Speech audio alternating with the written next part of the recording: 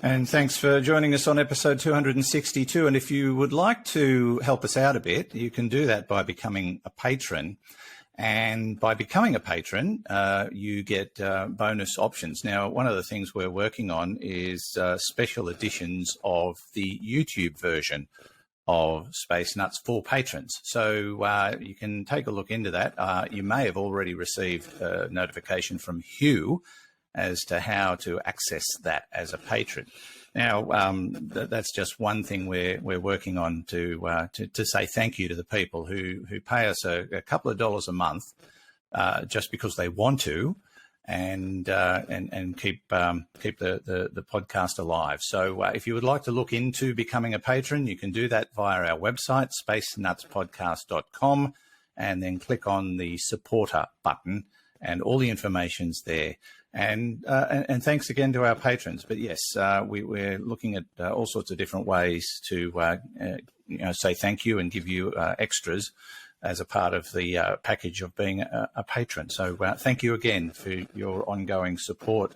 We've got so many patrons now. I've forgotten all their names, Fred. So, but we know who they are. They sometimes send us questions. But yes, they're fabulous people. In fact, all our listeners are fabulous people. So we really do appreciate the support in whatever form.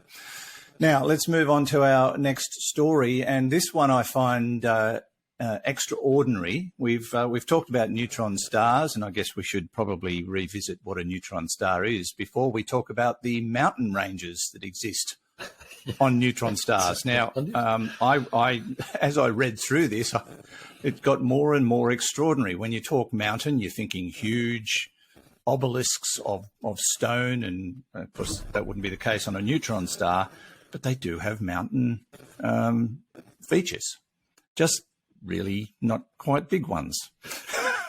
It's bizarre. Exactly.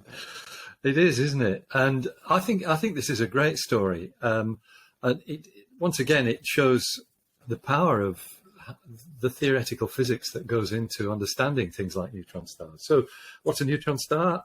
It's in some ways it's related to black holes because when a massive star gets to the end of its life, if it's massive enough, if it is big enough, it will explode in a supernova. Its core will collapse, and if that core is big enough, it will overcome every known force of nature and collapse to become a black hole.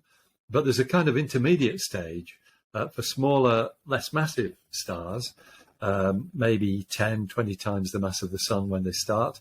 Their core collapses, and if it's less than, I think it's 2.2 times the mass of the sun, the mass of the core, if it's less than that, it will collapse until the pressure of neutrons, the outward pressure of neutrons, actually stops it collapsing any further. So it's on its way to being a black hole, but not quite big enough to do that. And that's how we think neutron stars are formed. There are many, many of them known. Once again, they have very strong magnetism and beam out radiation from their poles, like the sort of thing we've just been talking about. But if they're rotating, these beams of radiation sweep through the universe. And if the Earth happens to be in line of one of those, you get this effect just like a lighthouse rotating. And we call them pulsars. That's what a pulsar is. It's a rotating neutron star. So that much is all known. We know they exist because they were discovered back in 1967 by Jocelyn Bell Burnell, who I'm delighted to say is a friend and former colleague of mine up in the UK. We used to work together at the Royal Observatory in Edinburgh. Anyway, it was actually Jocelyn's work that not only proved that neutron stars exist, but also led to people believing that black holes could exist, because until then they were perfectly theoretical. Anyway, that is all the backstory. What's the front story? It is that researchers have looked at the structure of neutron stars, and neutron stars having magnetism sounds a bit weird because neutrons are electromagnetically neutral. So that we know that there is a mixture in there, which includes protons, which are electrically charged. And in fact, I think some of the thinking is that these neutron stars have a crust of different sort of material around the edge, quite a thin crust, but relatively rigid. I didn't explain by the way, that a neutron star is typically 10 to 20 kilometers in diameter and contains the mass of a star, up to 2.2 times the mass of the sun. So the density is in the region of 1 billion tons per teaspoon. Good grief. That sort of density. Yeah, it's crazy stuff. And that means that the gravitational pull at the surface of one of these things is about 1 billion times what we experience here on Earth. So you'd be quite small if you went there.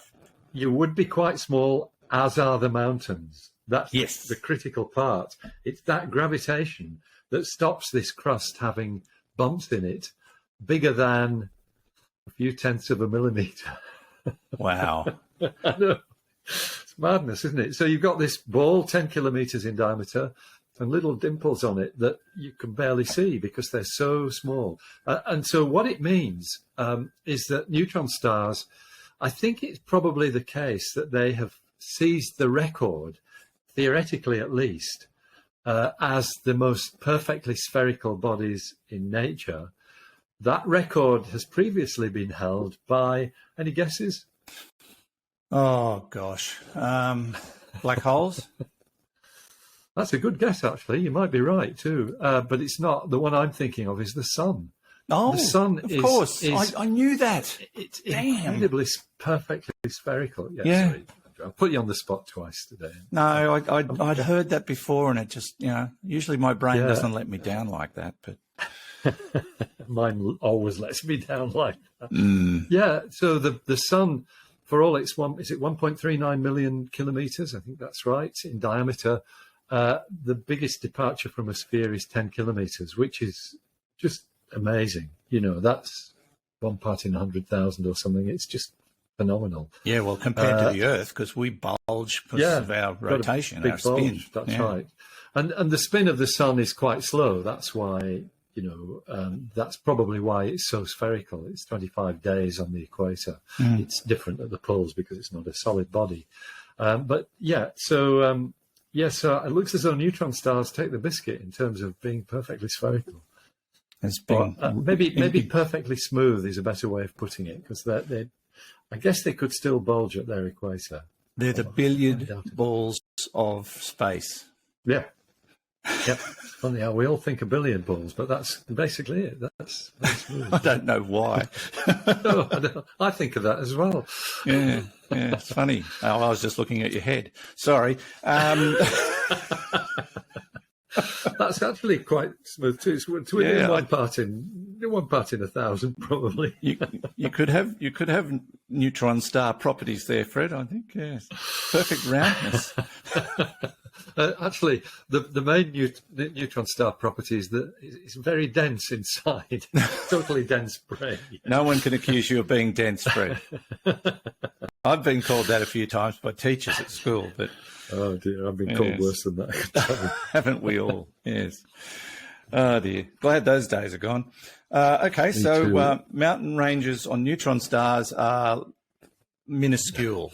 We'll call them that. Yes, so you won't trip over them. But then again, if you do ever travel to a neutron star, you'll end up being smaller than the mountains, I would imagine, due to the gravitational forces. I suspect as you got near it, you'd be spaghettified like you would with a black hole, because the gravitational potential is so intense. Yeah. Unless you're wearing that suit we were designing, of course, yes, with magnets and shot out with it, and ever-ready batteries. You'll be right then. Okay. This is the Space Nuts Podcast, episode 262. Andrew Dunkley here with Fred Watson. Space Nuts. You've been listening to the Space Nuts Podcast. Available at Apple Podcasts, Google Podcasts, Spotify, iHeartRadio, or your favourite podcast player. You can also stream on demand at Bytes.com. This has been another quality podcast production from Bytes.com.